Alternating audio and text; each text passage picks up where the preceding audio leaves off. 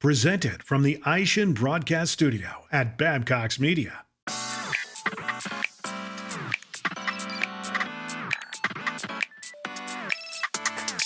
Hello everyone, welcome to the latest episode of Counterculture presented by Counterman Magazine.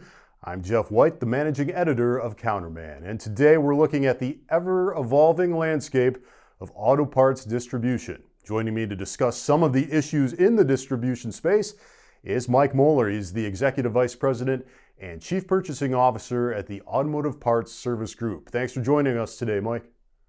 Indeed. Thank you for having me. All right, so let's get started by addressing the issue of direct sales to repair shops, installers.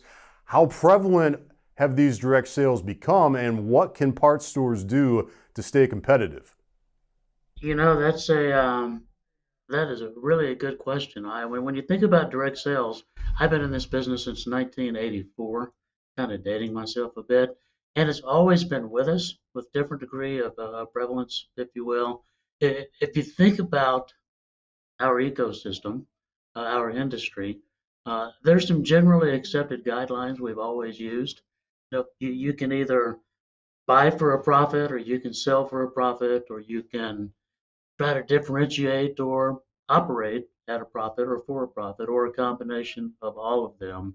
We've always run the risk of commoditization, if you will, everyone pursuing a lower cost of good, and sometimes forgetting about all of the attending costs that go with maybe a cost reduction. There's a lot of things that we have to consider that are behind the scenes as part of a functional discount, to borrow a term from the 1980s. Seems like everything is net right now. But when I look at, I guess, a gross simplification, if you will, as our marketplaces continue to evolve, a lot of people combining, changing into, morphing into other adjacent channels of distribution, if you will. We were just at our membership meeting in Washington, D.C. For the group, and we have two-steppers, three-steppers, we have retailers, we have people that get involved in fulfillment. So all kinds of different business models are attended within our own group, and it's really a microcosm of the industry itself. So as the marketplace morphs, we're going to have more and more automotive people and heavy-duty people. We're going to have industrial, we're going to have marine, we're going to have all kinds of different what were separate players. And the one that seems to have picked up a bit of steam is the direct to service repair shop model, if you will. Certainly adds some complexity to the situation. I think as we've gone through this chain of events where the marketplace has become so fragmented in the way that products, goods and services make their way to the marketplace, I think it's healthy. I think it's incumbent upon us to continually think about, polish our message, think about our unique selling position. You know, we can all pursue a lower cost, if you will. Let's say I'm a chain of repair shops and I have an opportunity to buy direct, bypassing a two or a three-step distribution model. That would certainly be my prerogative.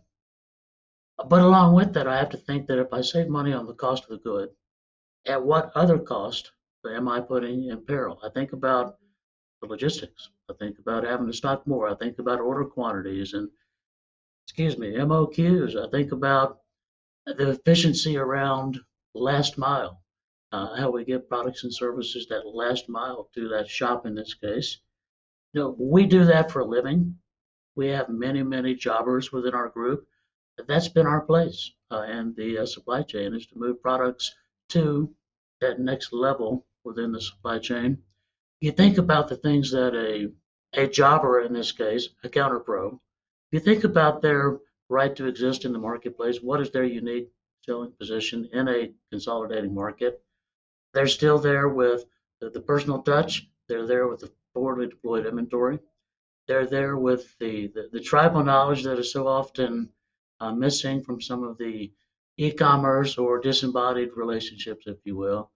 They're there with a lot of things that have made the service dealer model work over the years. And that's not to say that a two-step or a three-step or a one-step or a hybrid setup is either good or bad. That's not my intent.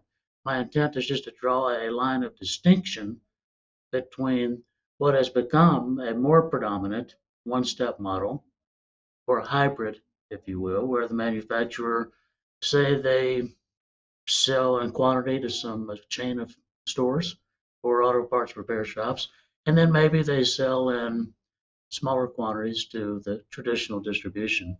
I think if we think about our place in the supply chain, we have to be able to find what is our differentiator. I said earlier, differentiate for a profit. Profit is not a four-letter word. They've always told me, at least in my career. So I think the counter pro, the jobber, their place is going to be sufficient and sustainable in this marketplace as long as, and I hope we talk about some of the other intricacies in our marketplace like e-com and some of these other things in a bit, as long as we can continue to find our unique selling position, reinvent ourselves, not get stuck in the past, I think we all have a good chance to remain relevant and find ways to exist even in a collapsing supply chain or consolidating supply chain. Well, Mike, you did touch on this a little bit, e-commerce and how it relates to the traditional jobber stores.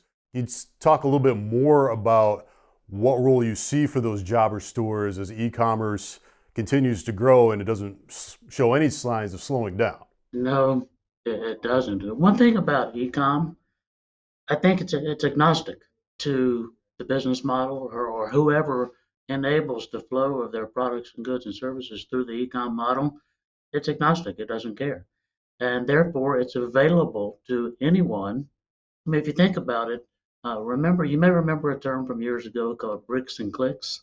And that was where we had stores that would have their own front facing website, where we had whomever was selling product had their own front facing website, and they were selling online. They were also selling over the counter as traditional models would. Over the years, we've entered into a situation where anybody with access to inventory, a keyboard, and an internet connection can all of a sudden be a global tycoon when it comes to selling product into the channel. And that raises a lot of concern because of the requisite or non-required cost to serve or corporate burden that somebody like that would have versus a jobber, if you will.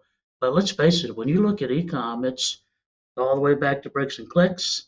It's all the way back to if we look at the marketplaces that are out there, Amazon, who else? eBay, Walmart, these sophisticated marketplaces, they open their wares for anyone that can participate in that model. Now, in order to participate in that model, you have to have a change of mindset. It doesn't mean you have to go all in one or the other, but you have to decide, do I want to sell B2C, to use acronyms now, the B2B, or as we like to say now, B to E, because it's B to everywhere. We don't really put definitions on it, at least not around our office, in our group, because it's just business to business contact now more than ever. So if you're going to do that, you can get into fulfillment where you become just the enabler or the arbiter of moving product through the channel. You can sell online yourself.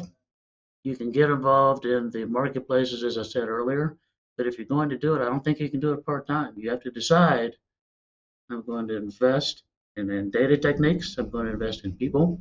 I'm going to invest in structure or infrastructure, I should say, that supports a completely new business model with a completely new set of expectations from the consumer and some uniquely torturous things that you have to get involved in. And that is, you're dealing with a disembodied customer.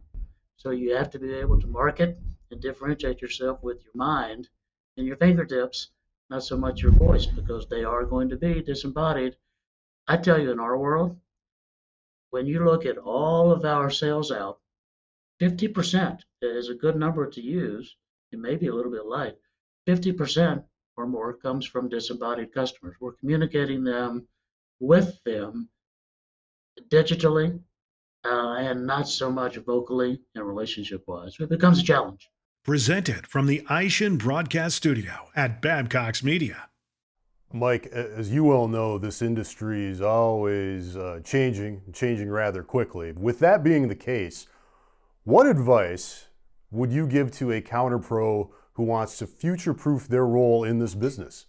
Future proof. What an apropos term, because it's something that we all have to be doing. Counter pro, service dealer, rocket scientist, you name it. The first thing to accomplishing future proofness, I think we just made up a word, is understanding where you are and the timeline of events. Where are we in the industrial ethos, if you will, of our country, of the world?